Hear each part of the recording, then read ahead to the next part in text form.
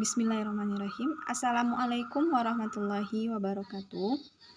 Di sini kami dari kelompok 8 yang terdiri anggota yang pertama Fitri Handayani, yang kedua saya sendiri Medina Putri, dan yang ketiga Muhammad Rifki.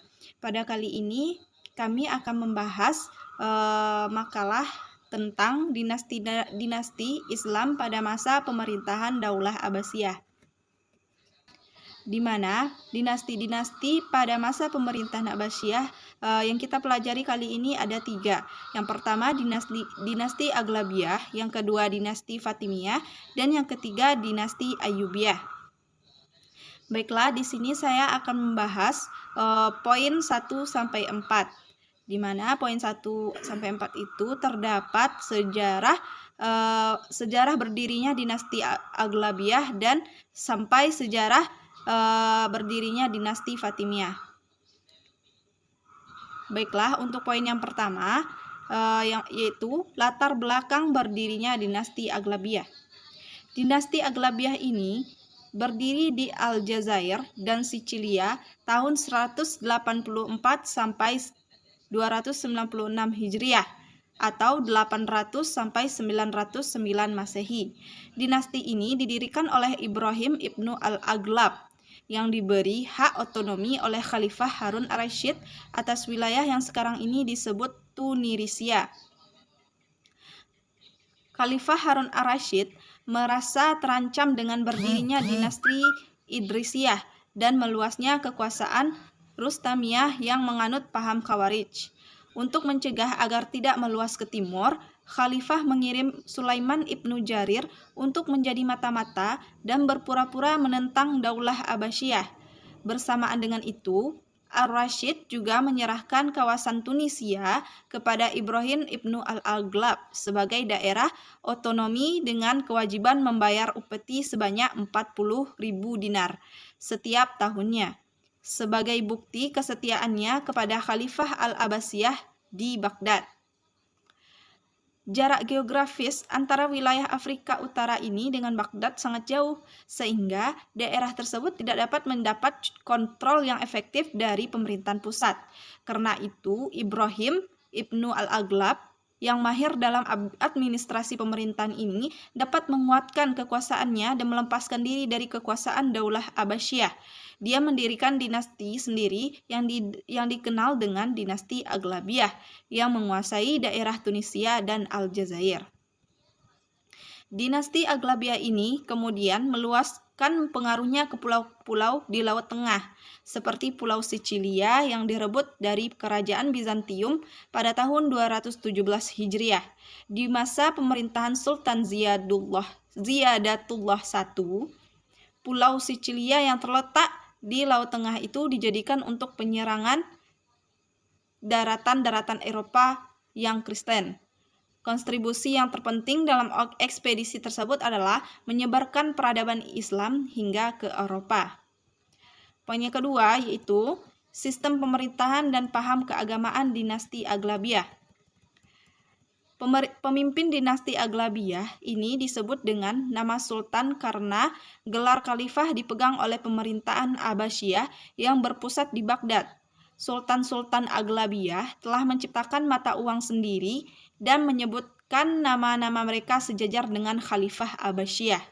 Dinasti di mana terdapat dinasti Aghlabiyah ini berkuasa selama 1 abad lebih dengan 11 orang sultannya.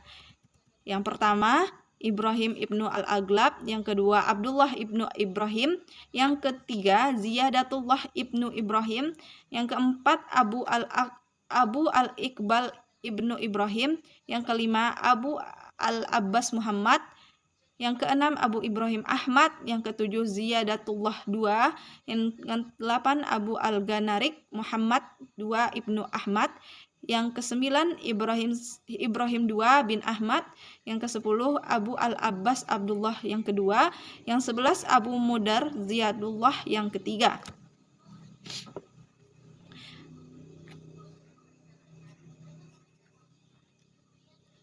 Meskipun memiliki hak otonomi penuh atas wilayah tersebut, ia masih tetap mengakui kekhalifahan di Baghdad. Dinasti Aghlabiyah ini berkuasa kurang lebih 1 abad. Ibrahim I diangkat sebagai gubernur atau disebut dengan Amir di Tunisia oleh Khalifah Harun ar-Rasyid karena ia sangat pandai menjaga hubungan dengan Khalifah Abbasiyah, seperti membayar pajak tahunan yang besar. Maka Ibrahim I ini diberi kekuasaan oleh Khalifah Abbasiyah, meliputi hak-hak otonomi yang besar seperti kebijaksanaan politik, termasuk menentukan penggantinya tanpa campur tangan dari penguasa Abbasiyah. Hal ini dikarenakan jarak yang cukup jauh antara Afrika Utara dengan Baghdad, sehingga Aghlabiyah tidak terusik oleh pemerintahan Abbasiyah. Poin yang ketiga yaitu perkembangan kebudayaan Islam pada masa dinasti Aghlabiyah. Dinasti ini terkenal dengan prestasi yang di bidangnya yaitu arsitektur. Salah satunya contohnya adalah pembangunan Masjid Agung Kairawan pada masa Ziyadatullah yang kemudian disempurnakan oleh Ibrahim II. Menara masjidnya meniru bangunan masjid pada masa Bani Umayyah. Oleh karena itu, Masjid Agung Kairawan ini dipandang sebagai masjid suci keempat setelah Masjid Al-Haram di Makkah. Selain Masjid Agung Kairawan ini, dibangun pula masjid di Tunisia pada masa kekuasaan Abu Ibrahim Ibnu Ahmad. Di samping itu juga dibuat peralatan untuk pertanian dan irigasi untuk daerah Afrika yang kurang subur. Selanjutnya, poin yang keempat yaitu latar belakang berdirinya dinasti Fatimiyah. Afrika Utara sampai tahun 850 dikuasai oleh Bani Aghlab, meliputi wilayah Ifriqiyah atau Tunisia dan sebagian pulau Sisilia, merupakan negara bagian Daulah Abbasiyah. Wilayah di sebelah baratnya dikuasai Bani Rustamiyah di Aljazair dan Bani Idris di Maroko, sedangkan Spanyol berada di bawah kekuasaan Bani Umayyah II. Semua ini berkuasa sampai tahun 909 Masehi. Namun sesudah tahun 909 muncul sebuah dinamika baru, terbentuknya sebuah negara Fatimiyah di Tunisia. Gerakan yang membangkitkan negara baru ini merupakan gerakan bawah tanah yang tidak bisa ditelusuri secara jelas.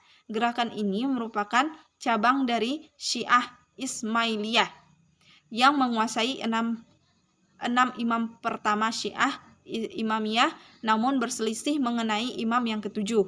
Bagi kaum Imamiyah, Musa Al-Kazim putra Ja'far As-Siddiq adalah imam yang ketujuh, sedangkan kaum Ismailiyah mengakui Ismail yang putra Ja'far yang sebagai imam yang ketujuh. Karena Ismail wafat terlebih dahulu daripada bapaknya, maka yang dinobatkan adalah Musa Al-Kazim. Sementara menurut pengikut Ismail, hak atas Ismail sebagai imam tidak dapat dipindahkan kepada yang lain walau sudah meninggal. Sejak pemimpin ketujuh mereka, Ismail meninggal pada tahun 260 Hijriah, aktivitas aliran Ismailiyah dimulai karena Khalifah Abbasiyah mengadakan penyelidikan.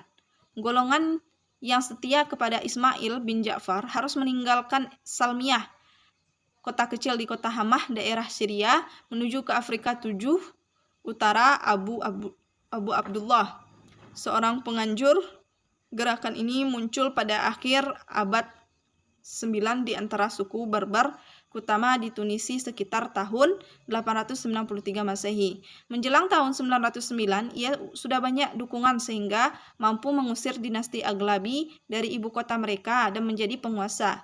Abu Abdullah mengundang Ubaidillah yang diakui sebagai pemimpin gerakan yang datang ke Afrika bergabung dengan mereka dan menempatkannya di bekas ibu kota Aghlabi. Ia diakui sebagai Imam Al-Mahdi pada bulan Januari 910 Masehi dan menjabat sebagai Amir Al-Mu'min. Usaha untuk mendirikan Daulah Fatimiyah ini dimulai secara rahasia dan diam-diam di kota Salmasah. dengan tokoh utamanya yaitu Said ibnu Husain. Dari kota ini, propagandis Syiah dikirim ke daerah-daerah lain yang menganut paham Syiah, seperti Abu Al-Qasim Rustam ibnu Husain yang ditugaskan ke Yaman dan berhasil dengan kegiatan propagandanya. Setelah itu, propaganda Syiah ini berkembang ke Maghribi di Afrika Utara, dipimpin oleh Abu Abdillah Al-Husain karena mendapatkan dukungan dari suku Barbar Ketama. Selain itu, dia juga mendapat dukungan dari seorang gubernur Ifrikiyah yang bernama Zirid. Setelah mendapatkan kekuatan yang bisa diandalkan, Abu Abdillah mengirim surat kepada Imam Ismailiyah Said ibnu Husain, memintanya untuk datang ke Afrika Utara. Setibanya Said, dia diangkat menjadi pemimpin pergerakan pada tahun 909 Masehi atau 296 Hijriah. Said berhasil mengalahkan Ziyadatullah ketiga, penguasa Bani Aghlab. Setelah itu Said diproklamasikan menjadi imam pertama dengan gelar Ubaidillah Al-Mahdi. Dengan demikian berdirinya Daulah Fatimiyah di Afrika dengan khalifah pertamanya adalah Al-Mahdi, berpusat di Masjid Kairawan. Mungkin hanya itu yang dapat saya sampaikan. Terima kasih atas perhatiannya. Mohon maaf jika ada kesalahan dan kekurangan. Saya akhiri dengan Assalamualaikum warahmatullahi wabarakatuh. Selanjutnya, poin selanjutnya akan dijelaskan oleh Muhammad Rifki.